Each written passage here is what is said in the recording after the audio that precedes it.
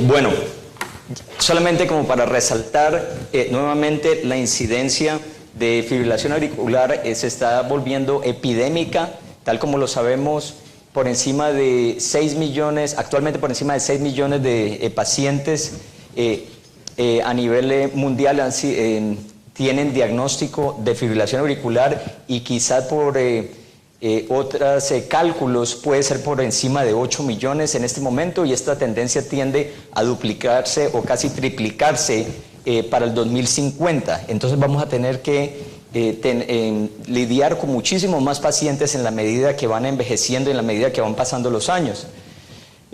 Como sabemos, en cuanto al riesgo de ACV en estos pacientes, 1 de cada 6 ACVs es causado por fibrilación auricular y viceversa.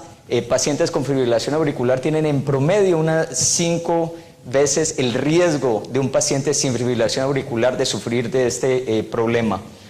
Ahora, los pacientes que sufren de fibrilación auricular cuando presentan un ACV tiende a tener un alto riesgo de mortalidad y morbididad, principalmente porque el coágulo es bastante grande y tiende a ocluir vasos bastante grandes en el cerebro. Entonces, comparativamente con otras causas de riesgo isquémico cerebral, esta es la causa de mayor daño a nivel cerebral.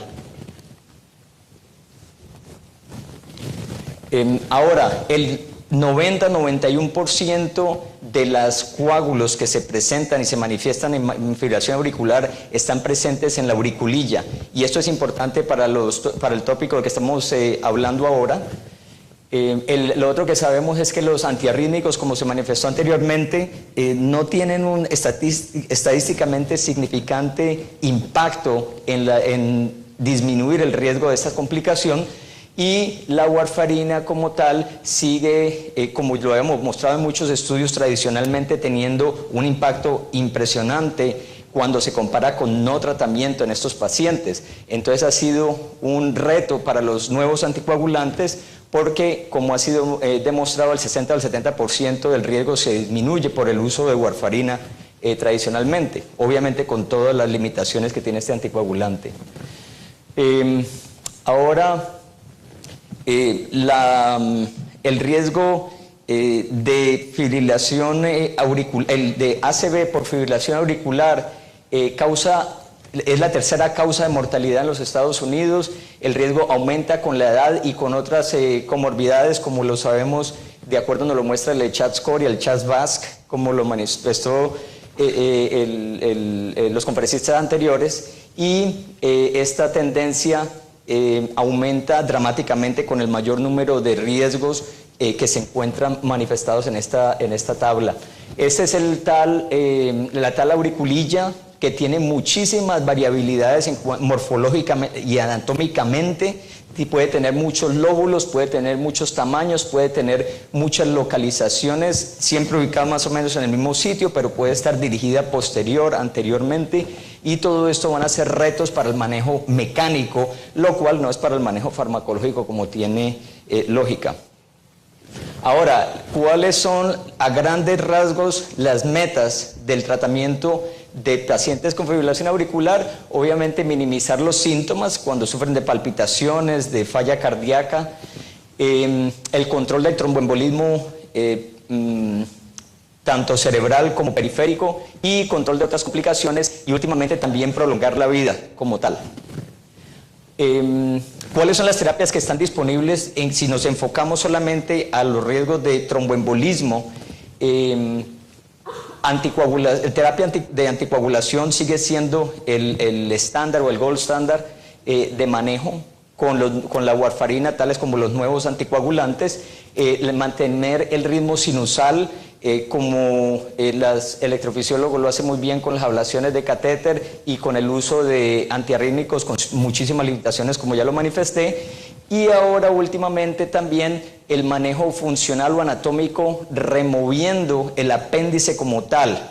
Esto no es algo nuevo porque quirúrgicamente se ha venido llevando a cabo desde los años 40.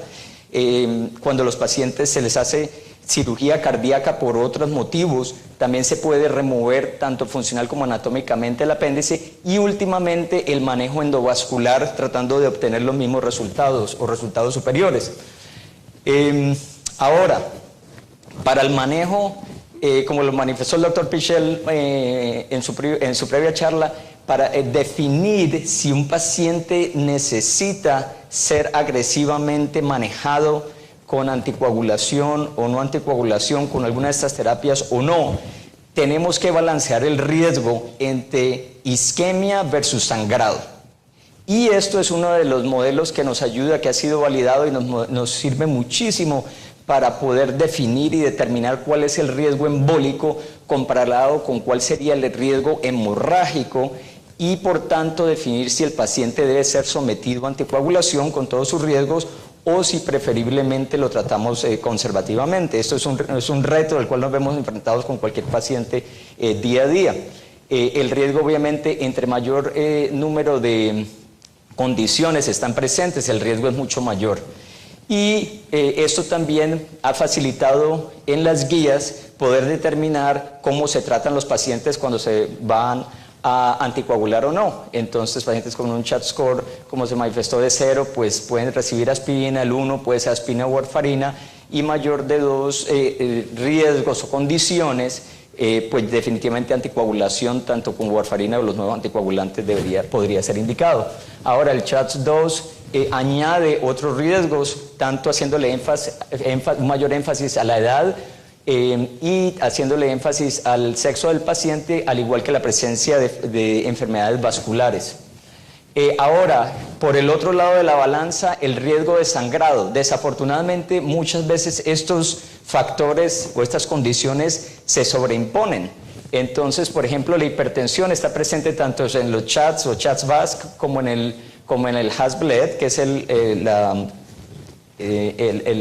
la manera de tabular el riesgo hemorrágico, lo mismo que la historia de una ACV y lo mismo que la edad. Pero hay otros factores que nos pueden ayudar a determinar si el riesgo de sangrado al tabular estas condiciones es mayor que el riesgo de isquemia. Ahora, los tratamientos nuevamente, como lo dije inicialmente, el gold estándar es el manejo farmacológico, que ese es el que ha estado establecido por muchísimos años, y tenemos obviamente la cumadina con todas sus limitaciones. Sin embargo, sabemos que es muy efectiva, como lo manifesté anteriormente. Si se revisa la literatura, en un promedio el 64% de los pacientes tratados con heparina tienen un beneficio o una reducción relativa con pacientes que no son anticoagulados en pacientes cuando tienen fibrilación auricular. Obviamente tiene todas las limitaciones que sabemos en cuanto al manejo y el riesgo hemorrágico.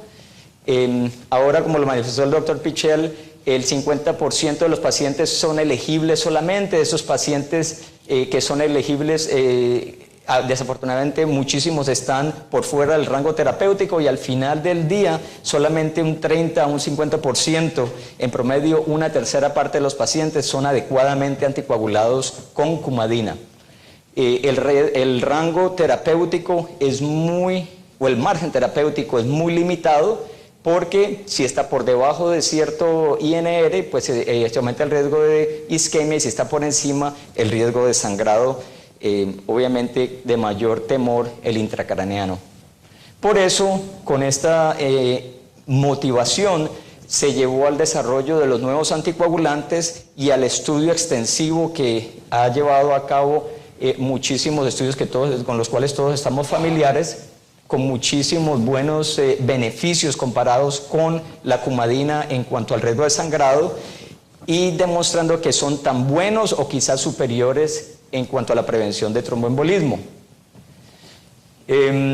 Las desventajas, desafortunadamente, siguen existiendo para ciertos pacientes que tienen contraindicación por riesgo de sangrado, porque siguen siendo anticoagulantes. En cuanto hay muchos pacientes que desafortunadamente no podemos asegurar que se van a tomar la medicina. Es más, si ellos no vuelven a la clínica o a la consulta para monitorear el INR, puede ser que se pierdan y vamos a perder control de ellos. Y nuevamente el costo a largo plazo puede ser una limitación grande en muchos pacientes que limita el uso también de estos anticoagulantes. Ahora, ya lo hemos manifestado que el 90-91% de los pacientes que tienen fibrilación auricular no valvular, cuando desarrollan un trombo lo desarrollan en la auriculilla izquierda, y el motivo es por todos estos músculos pectinados, la estasis que existe dentro de la auriculilla cuando la miramos por dentro. Obviamente entendemos por qué esto sucede así.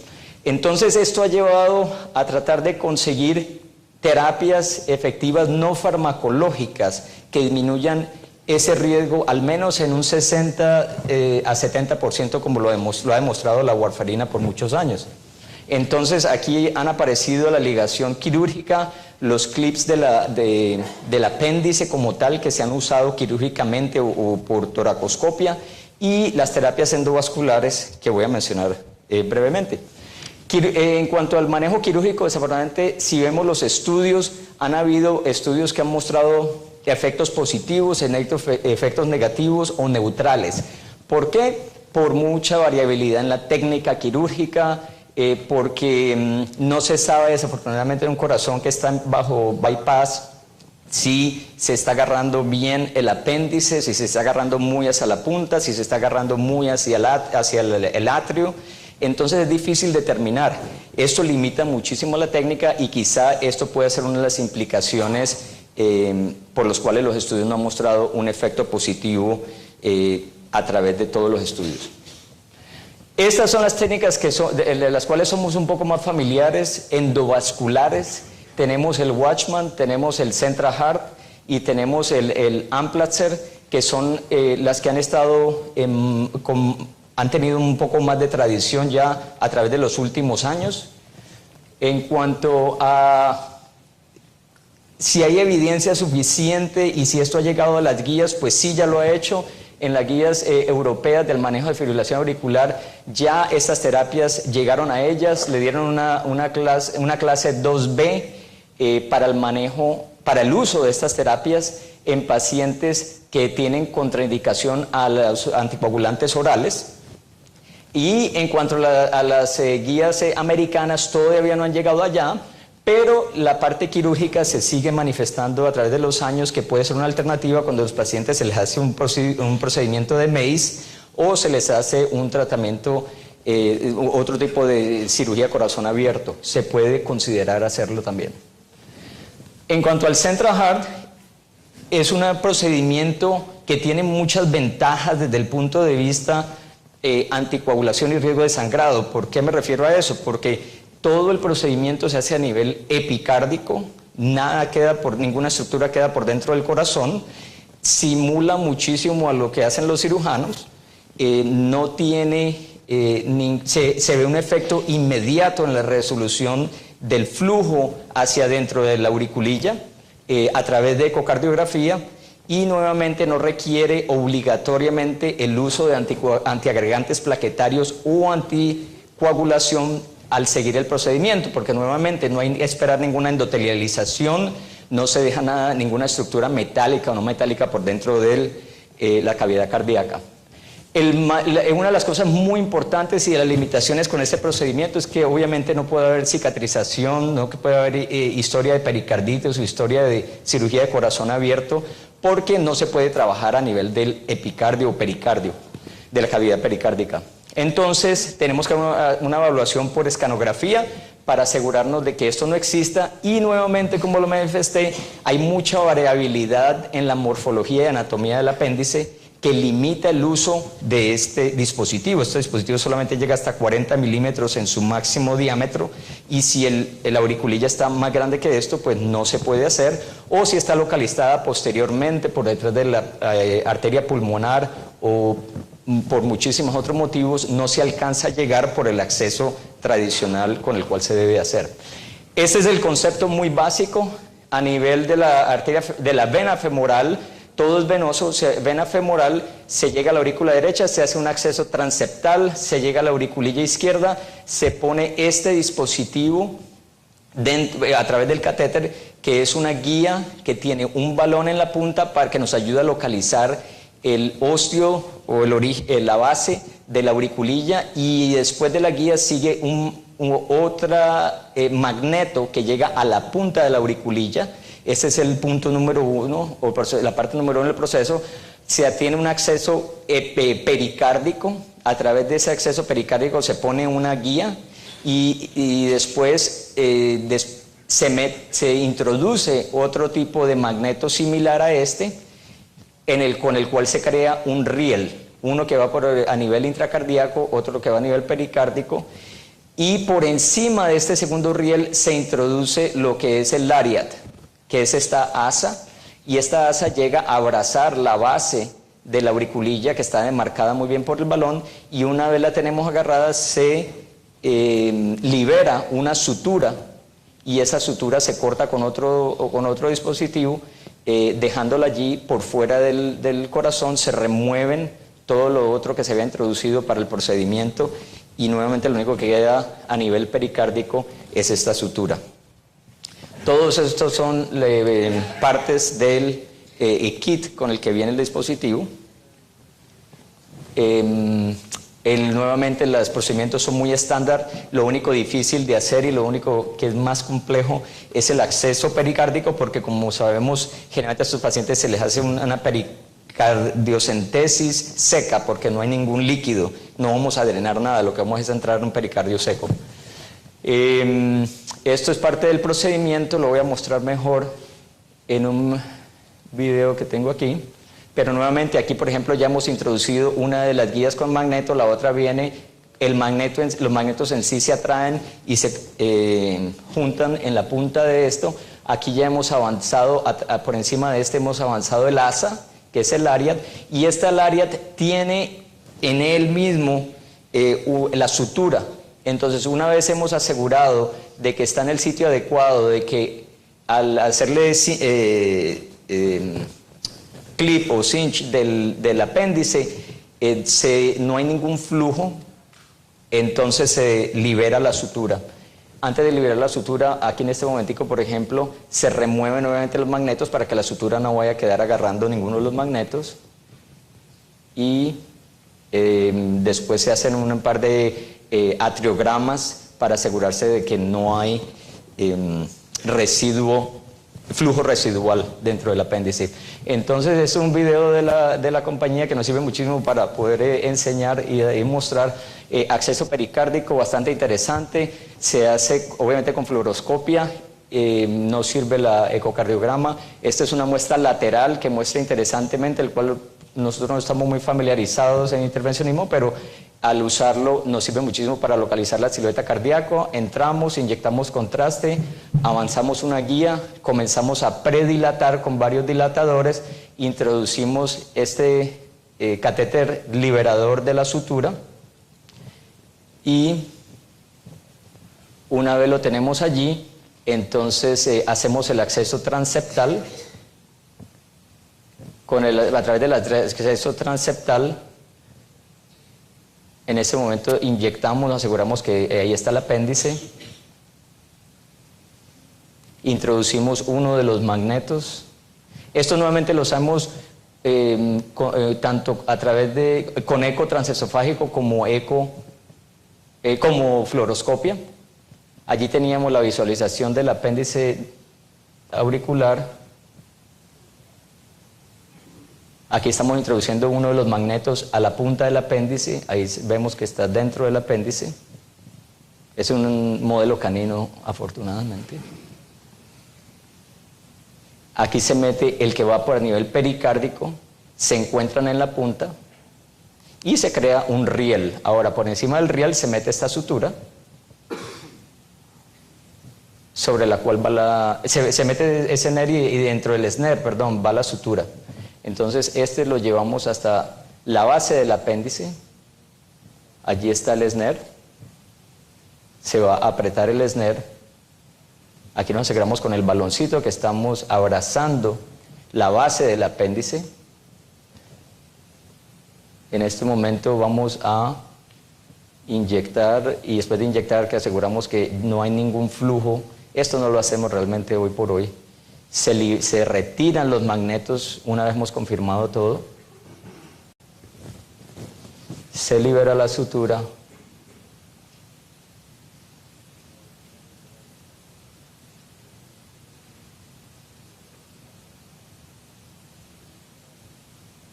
Y finalmente la parte más interesante es cuando nos inyectamos al final y nos damos cuenta de que ha desaparecido, como podemos ver, fluoroscópica como ecocardiográficamente, el apéndice auricular. Se espera que haya una superficie lisa y de que esto nos ayude a instalar comparativamente con y sin el apéndice. Esta es la idea de que por eco transesofágico, que el cual lo hacemos continuamente, aquí está el apéndice, aquí no está, no hay flujo. La idea es que no haya absolutamente ningún flujo, no se tolera ningún flujo, nuevamente no hay que esperar a que nada se endotelialice. Entonces hacemos el seguimiento y esto es lo que debe suceder, de que haya completo cierre hacia el apéndice y el éxito, la tasa de éxito debe ser bastante alta. ¿Había alguna experiencia clínica ya publicada? El PLACE 2, que es un estudio que nos solamente de un centro, pero estudió 120 pacientes y mostró que la tasa de efectividad es por encima, es del 96%. Complicaciones relacionadas al dispositivo fueron del 0% y desafortunadamente hay un riesgo de 3.3% por acceso transeptal como a nivel pericárdico. Ya la experiencia incluye por encima de 500 pacientes en el cual hemos sido envueltos y afortunadamente la tasa de éxito en cuanto a largo plazo ha sido comparativamente buena con el Watchman, tanto como anticoagulación oral. En cuanto al Watchman, brevemente, esto es un dispositivo intracardíaco. Como podemos ver aquí, tiene la forma de un paracaídas. Se tiene que hacer la evaluación en vez de escanografía, lo que se requiere es un ecocardiograma, un eco transesofágico bastante bueno para asegurarnos de que el dispositivo es adecuado para este tipo de anatomía. Bueno, nuevamente hacemos un acceso transeptal y todo se hace a nivel de acceso transeptal venoso sin tener que complicarnos con acceso arterial o epicárdico, como es lógico. Ese es el procedimiento. Después de un acceso transeptal llegamos al apéndice de la misma manera, inyectamos contraste, ponemos el catéter liberador, liberamos al dispositivo, lo desconectamos de la guía. Y después, en este caso sí tenemos que esperar que haya un proceso de endotelialización que sucede en los próximos 3 a 6 meses, por lo cual esto sí requiere que el paciente sea tratado con antiagregantes plaquetarios y los estudios se han hecho también con anticoagulación por las primeras 6 semanas. Entonces, después de esto, el seguimiento nuevamente y el mayor reto es de que puede haber alrededor del dispositivo, si no se endotelializa bien, doctor, y si no se mide bien... sobre el tiempo. Bueno, gracias. Puede haber un goteo y por esto tenemos que prolongar anticoagulación. Este ha sido un poco el reto. Esto es lo que se vería en un modelo patológico. En cuanto a los datos, al seguimiento de estos pacientes, los datos clínicos, por encima de 1.800 pacientes han sido estudiados ya a nivel mundial. El problema con el Watchman fue solamente inicialmente debido al procedimiento en sí, no se tenía muy pulida la técnica y esto conllevó a que en un principio hubiera una tasa de embolismo aéreo que causó accidentes cerebrovasculares y también hubo unas complicaciones de ruptura del corazón con hemorragia pericárdica. Entonces, una vez se pulió la técnica, se ha visto cómo progresivamente en los diferentes estudios ha disminuido las tasas de complicaciones. Aquí podemos ver, por ejemplo, de que si vemos los riesgos de ACV incluyendo la primera semana, o sea, el procedimiento en sí y el seguimiento, la tasa de ACV anual fue del 2.2% comparativamente con Coumadina de 1.6%. Esto obviamente llama la atención. Sin embargo, después de que quitamos esa primera semana en la cual se incluía la tasa de riesgo perioperatorio, el índice de ACV bajó al 1.3% comparativamente con 1.6%, o sea, se elimina. En otras palabras, si mejoramos la técnica y mejoramos el riesgo de embolismo aéreo y de complicaciones procedimiento, entonces puede llegar a tener, son definitivamente superior a la cumadina o al menos igual a la cumadina. O sea que es una buena alternativa. Ahora, si se sigue a largo plazo, como se ha hecho con el Protect AF, que es un estudio, el primer estudio que se realizó randomizado, se ve cómo la incidencia de accidentes cerebrovasculares con el brazo control, que es la cumadina, sigue incrementando, mientras que con el Watchman, a pesar de que estaba igualado o quizá un poco alto aquí en la primera semana, no, a largo plazo esta tasa se forma un plató y los riesgos son mucho menores. Ya voy a terminar.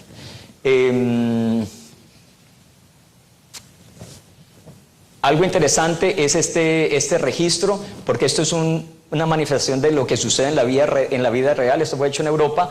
Esto sería el brazo control en pacientes que no son tratados con ningún anticoagulante o antiagregante plaquetario. La tasa anual fue del 7.3%. Esto fue con pacientes de CHADS 2 a 3, mientras que pacientes que fueron tratados a un año con el Watchman fue de 1.7%. Estos pacientes no fueron expuestos a cumadina. Estos pacientes fueron tratados solamente con antiagregantes plaquetarios, comparativamente con los estudios del Protect AF, que sí requería tratamiento con cumadina por las primeras 6 semanas. O sea, nuevamente, el típico paciente que le mandan a uno y dice no me le vas a dar anticoagulante, entonces uno por lo menos tiene la opción de darle antiagregante plaquetario mientras se endotelializa. Y este es el mayor seguimiento que existe con este dispositivo, que este fue del estudio piloto con los primeros pacientes ya a 6 años. Vemos como la tasa anual de complicaciones con el brazo control sin tratamiento fue de 4.8% anual, mientras que con el Watchman sigue siendo de 0.5% promedio anual. O sea que definitivamente, y esto es estadísticamente significante. Entonces, sí es efectivo, sí hay mucha esperanza de que esto va a ser una terapia efectiva y tan buena o mejor que los anticoagulantes orales en pacientes que no pueden ser anticoagulados. El estudio Prevail fue llevado a cabo porque la FDA no quiso aprobar el dispositivo, ya que los cambios en las guías sucedieron mientras estaba corriendo el estudio que fue enviado a la FDA para que fuese aprobado, y por estas tasas de complicaciones iniciales fue preocupante para la FDA y por lo tanto no lo llevaron a cabo. No aprobaron el dispositivo, entonces se tuvo que llevar a cabo este estudio. Estamos esperando los resultados. Hay muchos otros dispositivos en desarrollo, pero pues realmente el que más datos tiene hasta ahora de vida real en muchísimos pacientes como la MFST fue el Watchman. En conclusión, la incidencia sigue aumentando y va a ser una epidemia mucho más grande en la medida que envejece la población. La terapia actual y tradicional sigue siendo el gold estándar, pero necesita tener mejores alternativas en muchos pacientes que no pueden ser anticoagulados. Hay muchos otros anticoagulantes que son muy buena opción, sin embargo siguen siendo anticoagulantes y tienen limitaciones en muchos pacientes. Entonces, sabiendo de que el apéndice auricular es el foco de formación de trombos en estos pacientes, las alternativas intervencionistas endovasculares o epicárdicas pueden ser una buena alternativa. Estos tratamientos generalmente son practicados por los electrofisiólogos y por los hemodinamistas, y el mejor proceso es si tenemos unos grupos combinados, tales como lo hacemos en el centro donde trabajo, en el cual trabajamos juntos para combinar la experiencia de ambos grupos. Muchas gracias.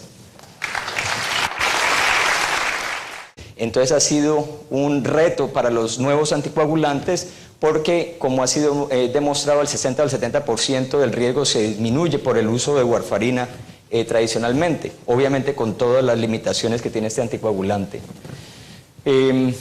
Ahora, el riesgo de fibrilación auricular, el de ACV por fibrilación auricular, es la tercera causa de mortalidad en los Estados Unidos. El riesgo aumenta con la edad y con otras comorbidades, como lo sabemos, de acuerdo nos lo muestra el CHADS score y el de un paciente sin fibrilación auricular de sufrir de este problema.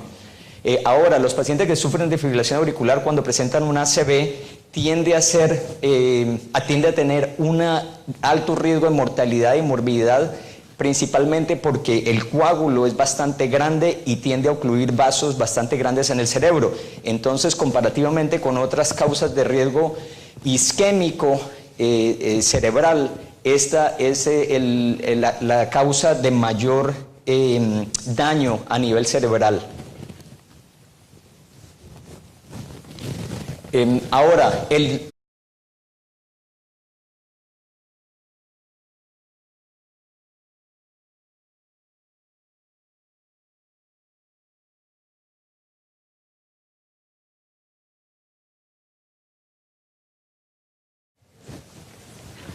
bueno, solamente como para resaltar nuevamente la incidencia de fibrilación auricular se está volviendo epidémica, tal como lo sabemos, por encima de 6 millones, actualmente por encima de 6 millones de pacientes a nivel mundial tienen diagnóstico de fibrilación auricular y quizás por otros cálculos puede ser por encima de 8 millones en este momento, y esta tendencia tiende a duplicarse o casi triplicarse para el 2050. Entonces vamos a tener que lidiar con muchísimos más pacientes en la medida que van envejeciendo y en la medida que van pasando los años.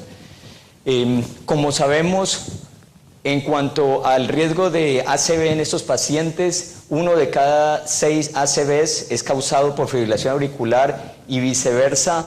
Pacientes con fibrilación auricular tienen en promedio unas 5 veces el riesgo. 90-91% de los coágulos que se presentan y se manifiestan en fibrilación auricular están presentes en la auriculilla.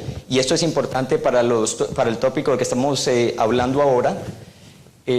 Lo otro que sabemos es que los antiarrítmicos, como se manifestó anteriormente, no tienen un estadísticamente significante impacto en disminuir el riesgo de esta complicación, y la warfarina como tal sigue, como lo hemos mostrado en muchos estudios, tradicionalmente teniendo un impacto impresionante cuando se compara con no tratamiento en estos pacientes.